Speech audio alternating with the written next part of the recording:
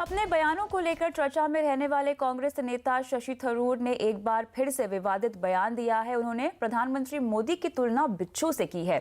थरूर ने बंगलुरु में एक पत्रकार के हवाले से आरएसएस के एक नेता के बयान का जिक्र किया। थरूर के मुताबिक आरएसएस के एक नेता का कहना था कि मोदी शिवलिंग पर चिपके बिच्छू की तरह है, जिसे ना तो हटाया जा सकता है और ना ही चप्पल से मारा जा सकता है। There's an extraordinarily striking metaphor expressed by an unnamed RSS source to the journalist Vinod Jose of The Caravan, which I quote here, in which they express their frustration with their inability to curb Mr. Modi. And the man says, Mr. Modi, he says, is like a scorpion sitting on a shivling. You cannot remove him with your hand, and you cannot hit it with a chappal either. इधर शशि थरूर के बयान पर कानून मंत्री रविशंकर प्रसाद ने आपत्ति जताई है। उन्होंने कहा कि कांग्रेस में छोटे मोटे नेताओं की जुबान भी बेलगाम हो चली है। कांग्रेस आज सिर्फ गाली गलौज, शर्मनाक अपशब्द, बेबुनियाद आरोप की पार्टी बन गई है। राहुल गांधी की अगुवाई में जिस तरह का अस्तरहीन, अमर्यादित और झूठा आरोप उनके द्वारा लगाया गया है प्रधानमंत्री नरेंद्र मोदी जी पर, वो पूरा देश देख रहा है। और पूरा देश देख रहा है कि हमारे प्रधानमंत्री, जो आज देश ही नहीं दुनिया के लोकप्रिय नेता हैं, उनके बारे में इस तरह की शर्मनाक टिप्पणी की है। बीजेपी अध्यक्ष अमित शाह ने केरल की कम्युनिस्ट सरकार पर हमला बोला है। उन्होंने सबरीमाला में महिलाओं की एंट्री के विरोध का समर्थन किया है। अमित शाह ने कहा है कि केरल सरकार दमन का कुचक्र चला रही है। 26 अक्टूबर से अब तक 2000 से ज्यादा बीजेपी और आरएसएस कार्यकर्ताओं को जेल में डाल दिया गया है। बीजेपी अपने कार्यकर्ताओं के साथ खड़ी है। उन्होंने मुख्यमंत्री विजयन को चेतावनी दी कि अगर दमन की कोशिश को रोका नहीं गया तो बीजेपी कार्यकर्ता ईंट से ईंट बजा देंगे। और आपको बता दें कि केरल सरकार सबरीमाला में बड़ी संख्या में विरोध प्रदर्शन और हिंसा के लिए बीजेपी और आरएसएस को जिम्मेदार ठहराती रही है। मैं मुख्यमंत्री विजयन को चेतावनी देने आया हूं कि अगर आपने कुचक्र दमन का बंद नहीं किया तो भारतीय जनता पार्टी का कार्यकर्ता आपके सरकार की ईंट से ईंट बजा देगा। आपकी सरकार ज्यादा दिन नहीं चल सकती। अमित शाह ने सबरीमाला मामले में सुप्रीम कोर्ट के फैसले पर भी सवाल खड़े किए हैं। उन्होंने कहा है कि कोर्ट को वही फैसले सुनाने चाहिए जिनका पालन हो सके। मैं सरकारों को और कोर्ट भी जो आदेश करती है उनको कहना चाहता हूं, सरकारों ने और कोर्ट ने आदेश ऐसे करने चाहिए जिसका पालन हो सके। ऐसे आदेश नहीं करने चाहिए जो लोगों की आस्थाओं को तोड़ने का काम करे। वहीं योगी आदित्यनाथ ने सबरीमाला पर सुप्रीम कोर्ट के फैसले के बहाने राम मंदिर का मुद्दा उठाया। उन्होंने कहा कि सुप्रीम कोर्ट राम मंदिर का मामला भी जल्द सुलझाए।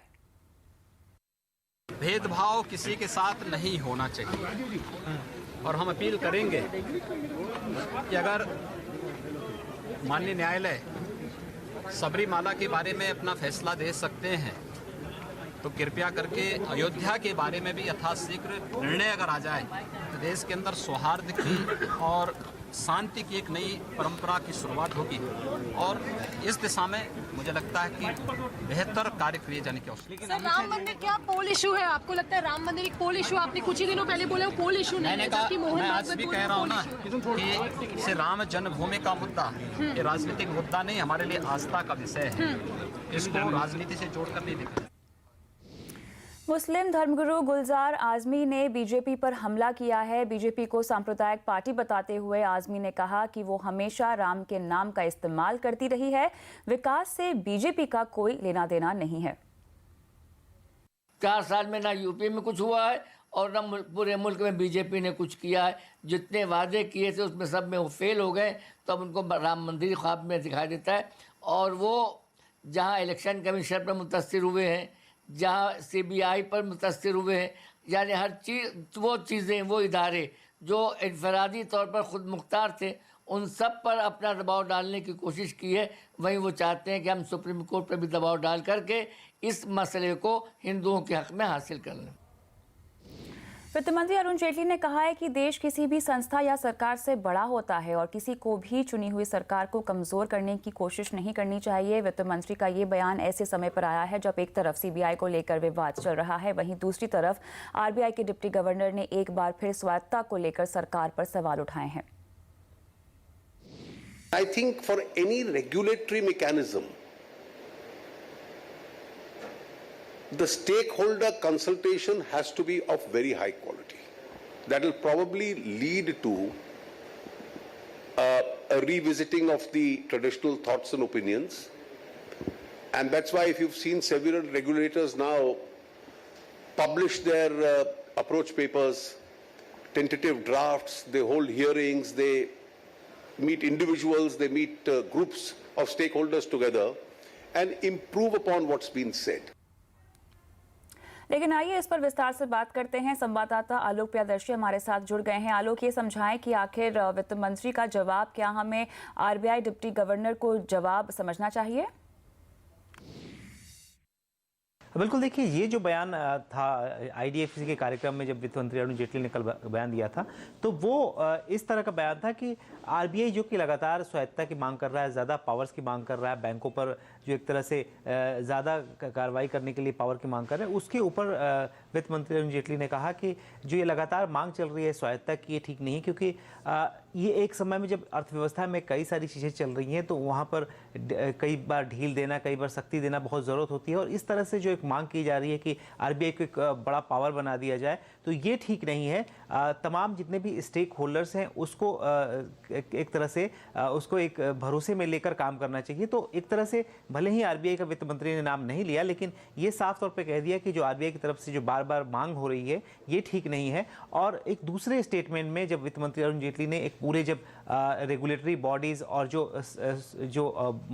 दूसरे जो इंस्टीट्यूशंस हैं उसकी बात हो रही थी, उसमें साफ तौर पे कह दिया कि कोई भी जो इस तरह की बॉडी होती है, कोई भी इंस्टीट्यूशन होता है, वो देश से बड़ा नहीं होता है। और किसी भी इंस्टीट्यूशन को खास तौर से ये कोशिश नहीं करनी चाहिए कि जो चुने हुए लोग हैं उनको कमज़ोर करें, क्योंकि बात यहाँ पर अकाउंटेबिलिटी की है, बात यहाँ पे जवाबदेही की है, क्योंकि जनता ने जिस सरकार को चुना है उसकी जवाबदेही ज़्यादा है, ना कि इस जो जितने भी रेगुलेटरी मैकेनिज्म है, चाहे वो सीबीआई हो चाहे वो आरबीआई हो, इनकी ज़्यादा है। तो जो नॉन अकाउंटेबल है वो नॉन अकाउंटेबिलिटी दिखाएगा और जिसकी अकाउंटेबिलिटी है उसको जवाब देना है। तो इस तरह से उन्होंने साफ एक तरह से कहे हैं कि ये इशारा किया है कि जो भी ये बॉडीज़ है, चाहे सीबीआई है चाहे आरबीआई है, और बार बार ये जो सरकार के एक तरह से मुखालफत कर रहे हैं ये लोग, ये ठीक नहीं, क्योंकि सरकार को जनता के लिए जिम्मेदार होती है और जनता को अगर जवाबदेही है तो सही समय पर जो भी जिस तरह से लचीला रवैया अपनाना होता है वो अपनाना पड़ता है। बिल्कुल आलोक, आप बने रहें हमारे साथ, लेकिन हम आगे बढ़ते हैं। और फेस्टिव सीजन में लोग डेबिट क्रेडिट कार्ड के जरिए नो कॉस्ट ईएमआई स्कीम से खुलकर खरीदारी कर रहे हैं। आंकड़ों के मुताबिक 2 साल पहले तक जहां ई कॉमर्स कंपनियों की बिक्री में नो कॉस्ट ईएमआई स्कीम की हिस्सेदारी महज 4 से 5% थी, वहीं ये अब बढ़कर करीब 20% हो गई है। लेकिन आलोक से एक बार फिर जुड़ते हैं। आलोक, बताएं, यहाँ पर लोग काफ़ी पसंद कर रहे हैं नो कॉस्ट ईएमआई को। बिल्कुल, जब से जो खास तौर से डेबिट कार्ड और क्रेडिट कार्ड के जरिए ईएमआई की स्कीम सामने आई, उसके बाद से लोग इस बात को लेकर काफ़ी खुल गए कि जो महंगे सामान है, खासतौर से जो आंकड़ों में बात सामने आई है कि 20,000 रुपये से ज़्यादा के जो सामान है वो उसमें से 3 ट्रांजैक्शन में से 1 ट्रांजैक्शन वो ईएमआई के जरिए हो रहा है। तो जाहिर सी बात है कि कस्टमर इस बात को लेकर काफ़ी आसान हो गया उनके लिए कि महंगे सामान भी ईएमआई पर खरीद सकें।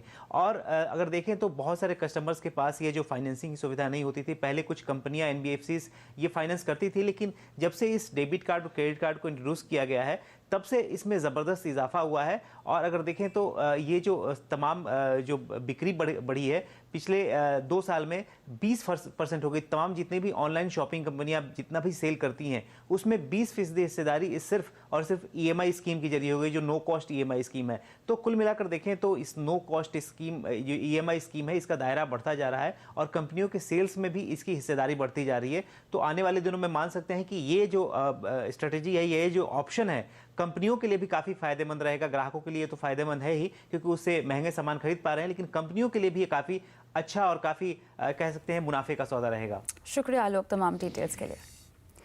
हम आगे बढ़ते हैं। मन की बात में देश को अपने 49वें संबोधन में प्रधानमंत्री मोदी ने सरदार वल्लभ भाई पटेल के योगदान को याद किया और आपको बता दें 31 अक्टूबर को वल्लभ भाई पटेल की जयंती है और मोदी ने कहा है कि सरदार पटेल ने देश को एकता के सूत्र से बांधा है और उन्होंने लोगों से रन फॉर यूनिटी में सभी को शामिल होने का यहाँ पर आग्रह भी किया। वहीं स्टैच्यू ऑफ यूनिटी पर मोदी ने कहा कि जमीन से जुड़े पटेल अब आसमान की शोभा बढ़ाएंगे। मेरा आग्रह है कि आप सब बहुत बड़ी संख्या में एकता की इस दौड़ में रन फॉर यूनिटी में अवश्य भाग लें। वो सरदार पटेल जो जमीन से जुड़े थे अब आसमान की भी शोभा बढ़ाएंगे और स्वाभाविक है हर हिंदुस्तानी को स्टैच्यू ऑफ यूनिटी देखने का मन करेगा और मुझे विश्वास है हिंदुस्तान से हर कोने से लोग अब इसको भी अपना एक बहुत ही प्रिय डेस्टिनेशन के रूप में पसंद करेंगे। गुजरात में सरदार सरोवर डैम पर स्टैच्यू ऑफ यूनिटी बनकर तैयार है। 31 अक्टूबर को प्रधानमंत्री मोदी इसका लोकार्पण करेंगे। आइए आपको दिखाते हैं कि कैसी है सरदार वल्लभ भाई पटेल की ये प्रतिमा और इसमें क्या खास बात है।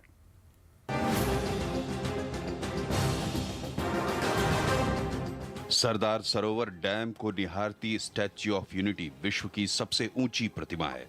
आजादी के बाद भारत को एक सूत्र में बांधने वाले सरदार वल्लभ भाई पटेल की ये मूर्ति 182 मीटर ऊंची है। अत्याधुनिक तकनीक से बनी ये विशालकाय संरचना ना तो भूकंप में हिलेगी ना बिजली गिरने से इसे कोई आंच आएगी। इस प्रतिमा में 550 ब्लॉक हैं। इसके निर्माण में दुनिया भर की टीमों ने काम किया है। इंजीनियर और मजदूर भारतीय हैं, कंसल्टेंट इंग्लैंड से हैं, वेंडर चीन, जर्मनी और अमेरिका से हैं। गुजरात सरकार स्टैच्यू ऑफ यूनिटी को वैश्विक स्तर का टूरिस्ट स्पॉट बनाना चाहती है और इसके लिए उन्होंने केंद्रीय उड्डयन मंत्रालय से भी मदद मांगी है। स्टैच्यू ऑफ यूनिटी से 28 किलोमीटर की दूरी पर पुराना राजपीपला का एयरस्ट्रिप है, उसको डेवलप करके एक नया एयरपोर्ट बनाने के लिए भी उन्होंने मंजूरी मांगी है। अगर ये मंजूरी मिल जाती है तो स्टैच्यू ऑफ यूनिटी के लिए आपको ना ही केवल सड़क के जरिए बल्कि हवाई मार्ग से भी आने का रास्ता आसान हो जाएगा। इसे टूरिस्ट स्पॉट बनाने के मुकम्मल इंतजाम किए गए हैं। स्टैच्यू ऑफ यूनिटी में लेजर लाइटिंग की व्यवस्था है। स्टैच्यू के नीचे एक म्यूजियम है।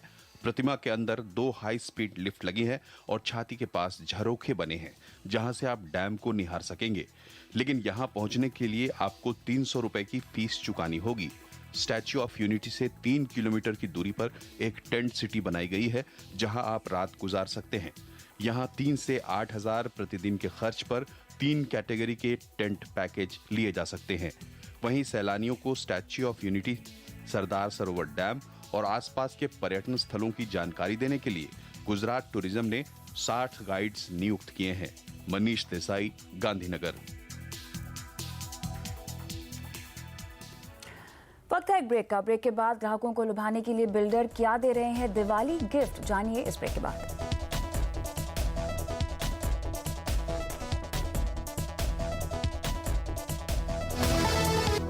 अपने घर को मजबूत बनाने के लिए आप जिस सरिये का इस्तेमाल कर रहे हैं दरअसल वो घटिया क्वालिटी का हो सकता है और ये बात सामने आई है 26 ब्रांड के लैब टेस्ट के बाद। कंस्ट्रक्शन की जान माने जाने वाले सरिया यानी स्टील के टीएमटी बार के बारे में चौंकाने वाला खुलासा हुआ है। लेबोरेटरी टेस्ट में पता चला है कि बाजार में मौजूद 70% सरिया घटिया क्वालिटी का है। शहरों के हाई राइज बिल्डिंग, अपार्टमेंट, बड़े बड़े ब्रिज और डैम के कंस्ट्रक्शन में जिस क्वालिटी के स्टील का इस्तेमाल होता है वो भी घटिया हो सकता है। कंस्ट्रक्शन सेक्टर से जुड़े एक think tank first construction council ने देश की जानी मानी कंपनियों के 26 ब्रांड्स का लैब टेस्ट करवाया। इनमें से 18 ब्रांड भारतीय मानक ब्यूरो यानी BIS की कसौटी पर खरे नहीं उतरे। ब्यूरो ऑफ इंडियन स्टैंडर्ड्स के मुताबिक स्टील की मजबूती उसमें मौजूद कार्बन, सल्फर और फास्फोरस के स्तर पर निर्भर करती है। लेकिन 18 ब्रांडों में ये तीनों पदार्थ तय मात्रा से ज्यादा मिले हैं। इससे सरिये की उम्र कम हो जाती है। उधर रिपोर्ट आने के बाद सभी ब्रांड क्वालिटी कंट्रोल की बात कह रहे हैं। क्वालिटी के प्रति हम सभी को बहुत ही गंभीर होना चाहिए, क्योंकि जब कोई व्यक्ति स्टील खरीदता है तो वो तो ये सोच के खरीदता है कि मैं अपने घर को मजबूत बना रहा हूँ, मैं अपने घर में जो ये स्टील बनाऊँगा ये मेरा जो है 50 साल तक, 100 साल तक ये मेरा साथ देगा। तो इसलिए हमारी जिम्मेवारी है। केंद्र सरकार के स्टील मंत्री चौधरी वीरेंद्र सिंह ने इसे गंभीर मामला बताया है और कहा है कि सरकार इस बारे में जल्द एक गाइडलाइन जारी करेगी। 86% ऐसे प्रोडक्ट्स हैं जो BSI में कवर हो गए हैं और मैं ये समझता हूँ कि जैसा माहौल बन रहा है उसमें जो आपने कहा वो चीज़ें आहिस्ता आहिस्ता खत्म होंगी। सभी के लिए 2022 तक घर बनाने का लक्ष्य लेकर चल रही मोदी सरकार के लिए भी ये चिंता की बात है। शहर स्मार्ट बन रहे हैं, एक साल में 5,70,000 करोड़ का इंफ्रास्ट्रक्चर तैयार हो रहा है, लेकिन इंफ्रास्ट्रक्चर की रीढ़ की हड्डी यानी सरिया ही कमजोर हो गया है।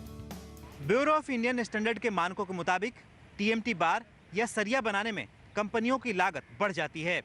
यही वजह है कंपनियां थोड़े बहुत मुनाफे के लालच में क्वालिटी से कॉम्प्रोमाइज करती हैं, जिसका असर न सिर्फ बिल्डिंग या कंस्ट्रक्शन की क्वालिटी पर पड़ता है बल्कि लाखों लोगों की जान माल के साथ भी खतरा पैदा हो जाता है। आलोक प्रियदर्शी, CNBC आवाज, दिल्ली। आगे बढ़ते हैं और अब त्योहारों से जुड़ी कुछ खबरें।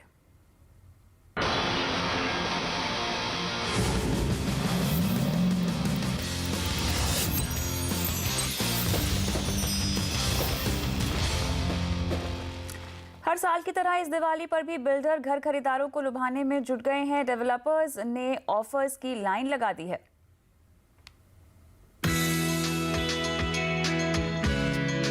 इस बार डेवलपर्स कोशिश कर रहे हैं कि जो खरीदार अब तक दाम गिरने का इंतजार कर रहे थे वो दिवाली पर घर खरीदने का फैसला कर लें। रियल एस्टेट में GST से छूट, 0 स्टैंप ड्यूटी और भारी नकद छूट ऑफर किए जा रहे हैं।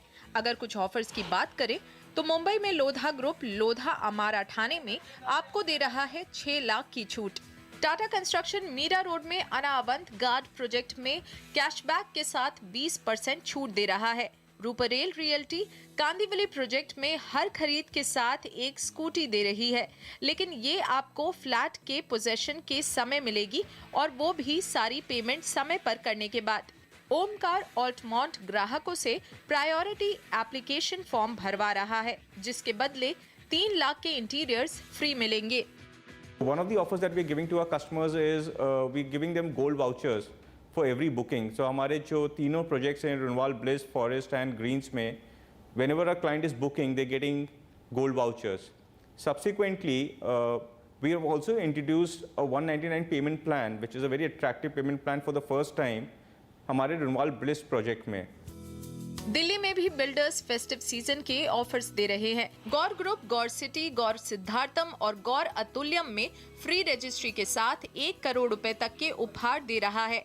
गौर यमुना सिटी में अपार्टमेंट की हर बुकिंग पर 1 कार मिल सकती है। गौर सौंदर्यम और गौर स्पोर्ट्सवुड में हर घर खरीदार को 14 मुफ्त उपहार दिए जा रहे हैं। पैरामाउंट अपने गोल्फ फॉरेस्ट में बुकिंग पर फ्री गिफ्ट की झड़ी लगा रहा है, जैसे कि पावर बैकअप, मॉड्यूलर किचन, अलमारी वगैरह।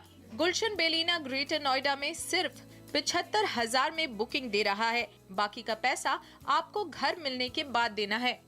गुलशन होम एक स्पेशल पेमेंट प्लान लाया है। हमारा एक प्रोजेक्ट है बेलिना में, उसके अंदर हम एक सबवेंशन स्कीम दे रहे हैं, उसके साथ में मॉडुलर किचन एंड कबर्ड्स हम as a freebies add on advantage दे रहे हैं अपने हर कस्टमर को।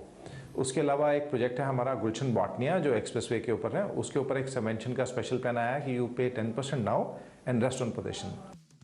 वैसे तो रेरा आने के बाद से डेवलपर्स पर लगाम लगी है, लेकिन अगर आप दिवाली ऑफर्स के आधार पर कोई फैसला करने वाले हैं तो नियम और शर्तों पर भी ध्यान दें और जरूरत हो तो किसी जानकार की सलाह ले। निधि राय, मुंबई। दिवाली पर गिफ्ट तो हर छोटी बड़ी कंपनियां देती हैं, लेकिन सूरत के सावजी ढोलकिया की बात ही अलग है। वो दिवाली पर अपने स्टाफ को मर्सिडीज और घर देने वाले देश के इकलौते कारोबारी हैं। दिवाली आते ही देश भर का हर एम्प्लॉय यही सोचता है कि काश उसका मालिक भी सावजी भाई ढोलकिया जैसा होता। जी हाँ, सावजी भाई गुजरात के वही मशहूर हीरा व्यापारी हैं जो दिवाली पर अपने कर्मचारियों को कभी कार तो कभी मकान ही गिफ्ट कर देते हैं। 4,000 करोड़ से ज्यादा के टर्नओवर वाली कंपनी चलाने वाले ढोलकिया ने इस दिवाली अपने 600 एम्प्लॉइज को गिफ्ट में ऑल्टो, क्विड, सिलेरियो और यहाँ तक कि मर्सिडीज जैसी गाड़ियाँ गिफ्ट की हैं। अब दिवाली नया शुरुआत हुई है, अब सब फैमिली में हैप्पी है करेंगे। हरे कृष्ण परिवार आपको गिफ्ट में गाड़ी, बोनस में गाड़ी दे रहा है, इसलिए हम सब परिवार खुद साथ होकर गाड़ी लेने के लिए इधर आए हैं। सावजी भाई ढोलकिया ने इस बार अपने 100 कारीगरों को 1 लाख रुपए के फिक्स डिपॉजिट और 300 कर्मचारियों को 15 लाख रुपए तक के मकान भी गिफ्ट किए हैं। 3000 कर्मचारियों वाली हरि कृष्ण डायमंड कंपनी के मालिक सावजी भाई ढोलकिया इसे भरोसा बनाए रखने का तरीका मानते हैं। गाड़ी देने से और कितना लोग मोटिवेशन होते हैं और क्या अंदर से जान लगा के काम करते हैं, इसकी वजह से ये प्रोग्राम किया है और ये प्रोग्राम मैं कर रहा हूँ। ये लोगों का रिजल्ट ही प्रेरणा मिलता है और ये लोगों की खुशी प्रेरणा देती है और खुशी में से जो काम निकलता है वो वैसे काम नहीं निकलता है। भरोसे की बात तो अच्छी है, लेकिन असल बात तो ये है कि ऐसी दिवाली तो वही मना सकता है जिसने साल भर अच्छा कारोबार किया हो। मनीष देसाई, सूरत।